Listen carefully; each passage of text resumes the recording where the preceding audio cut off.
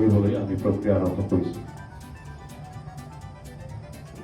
আৰু এই প্ৰক্ৰিয়াৰ মাজেদি বিভিন্ন সভা সমিতি আমি অনুষ্ঠিত কৰিছোঁ, বিভিন্ন পৰিকল্পনা কৰিছোঁ আৰু আজি আমি নাটকৰ আখৰাৰ যি শুভ মুহূৰ্ত, এই মুহূৰ্ত আমি আৰম্ভ কৰিবলৈ বিচাৰিছোঁ আৰু সকলোকে ইয়াত আমি সমবেত হোৱাৰ আহ্বান জনাইছিলোঁ।